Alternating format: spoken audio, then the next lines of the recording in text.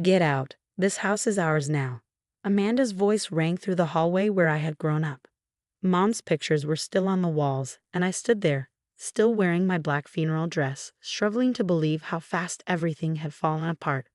My name is Olivia Parker, and less than a day after burying my mother, my sister-in-law was trying to kick me out of my childhood home. "You can't do this," I said, my voice shaking. "I live here. I took care of Mom for 3 years while you and Marcus never even visited." Amanda smirked. "Actually, we can. Marcus is the oldest, so everything goes to him now. That's just how it works." I turned to my brother, who stood silently behind her. Marcus had always been the successful one, the golden child who moved away and married well.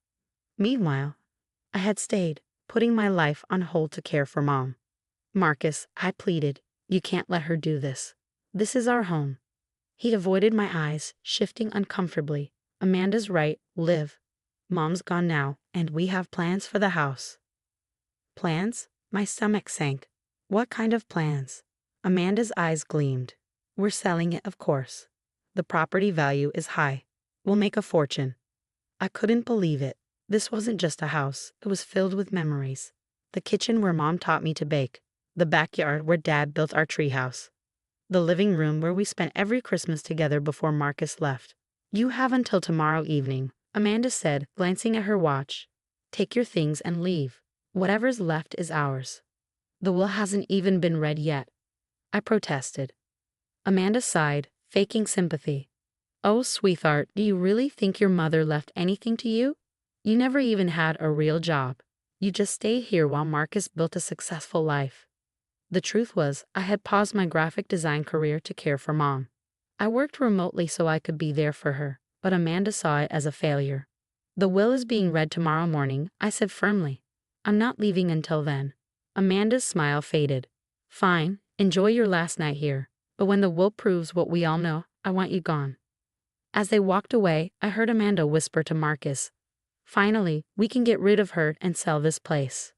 That night, I sat in Mom's room, surrounded by her things. Her scent still lingered. Memories flooded my mind. Our late-night talks, the way she squeezed my hand when she was in pain, how she loved me reading to her every evening. "I'm sorry, honey," she had said one night, "that you put your life on hold for me." "Mom, no," I had told her. "You're my life too." She had smiled, a knowing smile I hadn't understood until I found the letter hidden in her favorite book. I pulled it out and read it again. "My dearest Olivia, your brother only cares about money, just like his wife. But you, my sweet girl, see what really matters. You stayed when others left. You gave when others took. Remember that tomorrow, when Mr. Sullivan reads the will. A mother knows her children's true hearts. All my love, Mom." I carefully folded the letter and put it away. Tomorrow would change everything, but not in the way Amanda and Marcus expected. Let them think they had won. Let them believe they could push me out. Tomorrow, they would learn the truth. As I got ready for bed, I heard them outside, already measuring rooms and planning renovations. Just like at the funeral, when they thought no one could hear them talking about selling the house. "Just a few more hours," Amanda said smugly, "and we'll never have to deal with her again." If only they knew what was coming. The next morning was bright and clear, but the air was thick with tension. I arrived early at Mr. Sullivan's office, gripping my coffee like a lifeline. Amanda and Marcus walked in 15 minutes late, dressed like they were going to a business meeting instead of a will reading. "Let's get this over with," Amanda said, sitting down.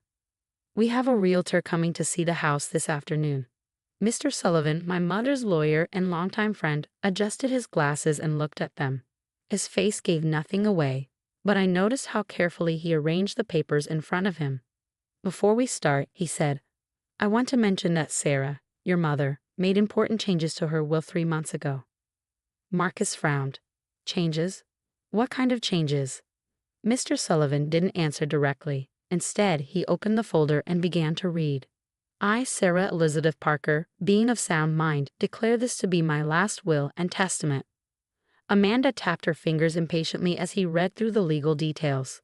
Then came the part they were waiting for. "Regarding my home and everything in it," Mr. Sullivan said, pausing to meet their eyes, "I leave it entirely to my daughter, Olivia Parker." Silence filled the room. "What?" Amanda's voice cracked. That's impossible. Mr. Sullivan continued as if she hadn't spoken. To my son Marcus and his wife Amanda, I leave $1,000 along with this message. The time you didn't spend with me in life shouldn't be rewarded in death. Marcus turned pale. This has to be a mistake. Mom wouldn't. Additionally, Mr. Sullivan went on, I leave my entire savings and investments to Olivia Parker in recognition of her love and care during my illness. Amanda jumped to her feet. This is outrageous. She must have pressured Sarah into this when she was sick. We'll fight it. Mr. Sullivan remained calm. I expected this reaction. Here is a video of Sarah explaining her decisions, completely aware and in control. Would you like to watch it? Amanda's face twisted with anger. You planned this, she spat at me. You turned her against us. I took a slow sip of my coffee, keeping my voice steady. No, Amanda. You did that yourselves. Every missed holiday, every ignored phone call, every excuse not to visit, Mom noticed. She saw everything. Mr. Sullivan, Marcus started, his voice unsteady. Isn't there anything we can do? There's more, Mr. Sullivan said. Sarah left personal letters for each of you. He handed them their envelopes. I already knew what mine said. Mom had shared it with me during one of our late-night talks. But watching Amanda and Marcus read theirs, I saw the realization hit them like a slap. Marcus sank into his chair, his hands shaking. Amanda just stared at her letter, speechless for once. The realtor, she muttered. We need to cancel. Yes, I said quietly, you do. And you need to move your things out of my house by tomorrow evening. The irony wasn't lost on anyone. Mr. Sullivan cleared his throat. Everything is in order. Olivia, I'll need you to stay and sign a few documents. Amanda stormed out, Marcus following behind her. Through the window, I watched them arguing in the parking lot, their gestures frantic. Your mother was very proud of you, Mr. Sullivan said softly. She knew exactly what she was doing. I nodded, thinking of all the moments Mom and I had shared, of the quiet wisdom she had passed on to me. She knew them better than they knew themselves, I murmured. And she knew this day would come. As I signed the final papers, I felt lighter. Mom had made sure our home stayed with the person who truly cared about it. Amanda's dreams of selling it were over. Walking to my car, I heard Amanda's voice echo across the parking lot. This isn't over. But it was. Mom had made sure of that. And as I drove home, to my home, I smiled. Justice doesn't always come with a fight. Sometimes it comes with a mother's quiet strength and a will that says everything. The weeks after the will reading brought changes I never saw coming. The first surprise came one evening when Marcus showed up alone at my door. He didn't look like the confident businessman Amanda had shaped him into. He looked like my little brother again. Can we talk? He asked, shifting awkwardly, just like he used to when we were kids and he'd broken something of mine. I let him in, watching as he took in the house. Mom's touch was still everywhere, mixed with my own. Nothing like the sleek, modern space Amanda had planned to turn it into.